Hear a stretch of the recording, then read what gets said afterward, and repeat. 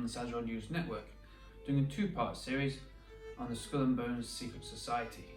The aim of this is to provide you with credible information on secret societies, and we're using Skull and Bones as an example. We've got the introduction and a few pieces from professors and investigators, and we'll go into a little bit about what the Skull and Bones members get up to. So this introduction is mainly from a video on Amazon, which was either uploaded or created in 2002, and it's literally called Skull and Bones. And this is mainly a transcript from that, but I've added it in a few bits of my own and put it into my own words. So we'll start from there. The Secret Society was founded in 1833 at Yale University by Alonzo Taft and William Russell after gaining contacts in Germany in 1832, where secret societies and Hegelian philosophy were rampant. The number 322 is thought to denote the year in which it was truly founded and the second chapter of that branch. Each year, 15 new members are selected and initiated on the campus at a temple called the Tomb. The Skull and Bones were eventually registered under the Russell Trust Company, but membership lists and discussions are completely off record and never publicised. Then we have in the documentary an M. Mayor Bones, member of 1959, and he confirms the 150-year-old founding of the society and the 15 new members who are elected each year. So in the documentary they have audio files of recorded phone calls of apparent members giving their testaments as to what happened in the society. Just little bits like who was in there and whatnot. Nothing too substantial. And I assume that it was the documentary makers themselves who contacted these people based on the lists that Anthony Sutton was able to get hold of. And Anthony Sutton, we'll get into more about him later. So to go into some of the professors' works that were featured on the video, we have a Professor Dr. R. Bunch, and he was Emeritus of Political Science, Portland State University, and he majored in 1969. So obviously he knew what he was talking about when anything to do with political science and the machinations of politics. So we have Professor Dr. R. Bunch, and he got into the topic of Skull and Bones by a student of his called John Lawrence, a bright student who the doctor encouraged to take further investigations into the society. Between them, they concluded that any hard information on the society was very hard to come by. And Professor Dr. R. Bunch says that the members swear an oath of allegiance to each other and that under normal circumstances, perhaps this is okay, but not when these people gain such high positions of power. What agenda are they following? R. Bunch has an article written by a student that went to Yale and lived in the Jonathan Edwards dorm. And this is a quote from him. It was folklore on the night of tapping day, the day of the year when the new members were selected by a tap on the back of their shoulder, that if one could climb to the tower of Ware Hall, the old castle that overlooks the Bones courtyard, one could hear strange cries and moans coming from the bowels of the tomb as the 15 newly tapped members were put through what sounded like a harrowing ordeal. Returning to my room late at night, I would always cross the street rather than walk the sidewalk that passed right in front of Bones. Even at that safe distance, something at that safe distance made my skin crawl. End of quote. And next we have Professor Dr. A. Sutton, and he was a research fellow at the Stanford University's Hoover Institution on War, Revolution and Peace. And he was sent a package in the late 70s detailing the membership list of the society in the late 70s. He let the package sit for 2 years as it had no interest in him. One day, as he had not much to do, he supposes, he flicked through the lists and found the establishment. These were top players in world economics, finance and politics, including Bush, Harriman and Bundy. More members are listed as Senator John Chafee of Rhode Island, John Kerry of Massachusetts, Victor Ashmeyer of Knoxville, Tennessee, columnist Bill Buckley, top businessmen and federal judges, and Henry L. Stimson, statesman and Secretary of War under Roosevelt, who oversaw the Manhattan Project and the bombing of Hiroshima, to name a few. So to conclude shortly, we have a secret society, Skull and Bones, founded in 1832 at Yale University, Connecticut by Alonzo Taft and William Russell. 15 new members are selected each year and initiated at the campus, on campus at a place called the Tomb, which is their temple. This Skull and Bones was eventually registered under the Russell Trust Company, so it does have an official standing. But the membership lists and discussions are completely off record, never publicised. We have an MA Bones confirming the 150-year-old founding and the 15 new members, and then we have a little bit about the strangeness of it, as according to our Bunch's friend and student who went to the Yale University.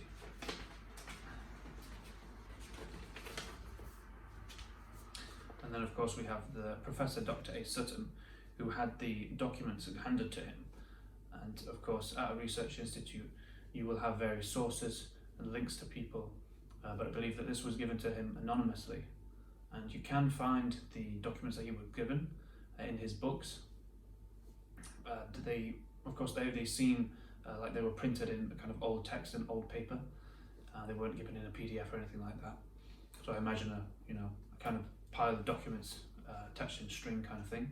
And of course we do not know whether that is credible or not, whether that was real or not. But with his qualifications and his position that he held, he seems like a credible and legitimate man. And then of course we had shortly some of the members of the Skull and Bones from these lists. But further on down the line we can confirm that some of these people were in Skull and Bones just from their own admission on video. So we'll get to that later. So let's carry on with what Dr. A. Sutton was saying. He began to piece the information he had together and saw that the members of the Skull and Bones Society mainly consisted of around 20 to 30 families of Eastern European origin. Within the inner core of the society, there is around 15 to 20 families that came to the United States from England in the 16 to 1700s. He names 3 of these as the Lords, the Wadsworths and the Bushes. So again, we have George Bush, who was confirmed by a fellow member of the name M. Mayer, who we had earlier, that he was a member of the Bones Club in 1959. M. Mayer was a member of 1959, and he confirmed George Bush's part in the Skull and Bones Secret Society. We also have P. Hemps, who was a member of 1950, and he confirmed George Bush's membership as well. I believe they're talking about George Bush Senior, of course. And then just a little bit of evidence that we have. At a press event at the Oval Office, Father Bush, when asked if he was a member of the Skull and Bones Secret Society, looked to his left sheepishly and muttered, "I'm supposed to leave the room." And I will try and find the link for you for that, although it's very difficult these days to get things on YouTube because things are so heavily censored, but I have seen that video myself. Just a bit of offhand comment. Sutton believes that part of the ideology behind the initiation is leaving this life and passing into another. So that's a personal comment of his own.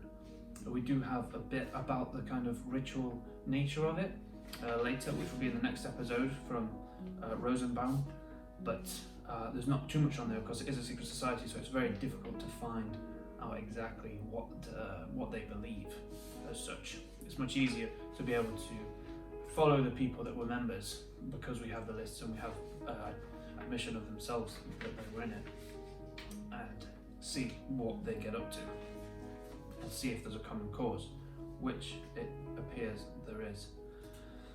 We also have video footage of the Bonesmen entering the mausoleum door and having a black hood put over their heads. Again, that is actually in the Skull and Bones documentary with Amazon. So, like I say, at the Yale University, they have a mausoleum and a large black door, and there's a courtyard around the back, which Rosenbaum was able to film some of what seems to be a satanic ritual, mock sacrifice, but nevertheless quite dark. But moving on, we have Webster Griffin Tarpley, and he's an American author, historian, journalist, lecturer, and critic of US foreign and domestic policy. And he said some of the families made their fortune from the opium trade when the British fought the Chinese. So Webster Griffin does not hold a doctorate, or he's not a professor or anything. He is a researcher, but I believe he has some interesting things to say. So Webster and Sutton both call it a satanic cult, a death cult that seeks destruction. It is a death head symbolism which the SS used, and is a very sinister emblem, says Webster, as you'll be able to see online if you type in Skull and Bones 322. it is the skull and crossbones, which of course was used by the SS of the Nazis. Webster talks about how these men come fresh out of the societies where they have followed all the death cult claptrap, emerge into finance and politics, beating to their own drum and changing American society to their own ends and not for the good of the people. Sutton says this is visible by the fields of work they take up. You never see them working for charities or in sociology or art, only roles that pertain control and power, including war, politics and finance. Bunch asks, what do these people do when they leave Yale and enter these powerful positions? And that's some of what we'll go into now, but we won't go too far into it. I want to leave some for the next episode. I don't want to drone on too much. So this is the Harriman and Bush Nazi connection. So we have a prominent member, Averell Harriman, who held senior political positions under several presidents and founded what is still today, this was at the time of writing, one of the largest private investment banks of America, Brown Brothers Harriman. It would seem that through his dealings with a man called Fritz Thyssen, a German industrialist in Berlin, whom he met in the early 1920s, he had funded Adolf Hitler. And according to Bunch, it appears that the Harrimans was part of the integral core of Skull and Bones at a time. And Averell Harriman was also colleagues of Bush, Father Bush. So to go into the connections of this accusation, of this claim, this is mainly from Anthony Sutton, but there are other people that have made the connections as well, and another institute that has made the connection. So to go over it, the basic premises of it, we have Union Banking Corporation, which was formally established in 1924 as a unit in the Manhattan offices of W.A. Harriman and Company, interlocking with the F. Thyssen-owned Bank voor Handel en Schuppart, which is the Bank for Commerce and Shipping, which was based in Rotterdam, Netherlands. And this bank apparently controlled the Union Banking Corporation from Rotterdam. And this bank, BHS, was a subsidiary of Fritz-owned August Tyson's bank. And to prove this, we know that Thyssen said himself he funded Hitler through the BHS. So again, just to go over that briefly, we have Union Banking Corporation established in 1924 in the Manhattan offices of W.A. Harriman and Company, and this interlocked with the F. Thyssen-owned bank, the BHS, which was based in Rotterdam, Netherlands, and apparently the BHS controlled the Union Banking Corporation from Rotterdam, and thus BHS was a subsidiary of Fritz-owned August Tyson's bank, who was, I think, F. Tyson's father. And Thyssen himself said that he'd funded Hitler through the BHS, and that's how you get the connections between Harriman, Bush and the Nazis. To prove this, we know that the US Justice Department seized and shut down the Union Banking Corporation for suspected German influence. And the point here is stressed that these were not simple German influencers working in America, but they were in the highest echelons of finance, and they included DuPont, the Rockefellers, Harriman within America, and some of the richest families of Germany. We also have examination of original documents from Amsterdam-based International Institute of Social History, and that shows a clear link between BHS, the August Thyssen Bank, and Harriman's and Prescott Bush's Union Banking Corporation. So there we just have a little introduction and start going into the dealings of the Skull and Bones members. Like I say, later on in the next episode we'll have more about the players and how we can prove that they were part of Skull and Bones, because this is all well and good making these accusations from documents that were handed to Sutton, but what do we actually really know? And like I say, there are video footage admissions of John Kerry, George Bush Jr. and George Bush Sr. And we'll go into that in the next episode. But the reason why I'm doing this is because we have people like Boris Johnson that it appears are controlling, making decisions what happens in our country, but I really do not believe they are. I believe there are people behind Boris Johnson, behind our governments, working through governments in our country and all across the world, and this is a very good example of that. and shall hopefully prove it, or at least bring more credibility to the subject of secret societies, as it is still at the time almost seem as a silly conspiracy theory. But I do not believe so. So thank you very much. I will leave all the links to my social media platforms in the description below or above on Facebook, and I hope to hear from you. Please engage with the pages that I've got in the different channels. I would like to have some debate, and I encourage you to question everything that you're told. So again, thank you very much. Please take care. This is Harry Petcher from Sazero News Network.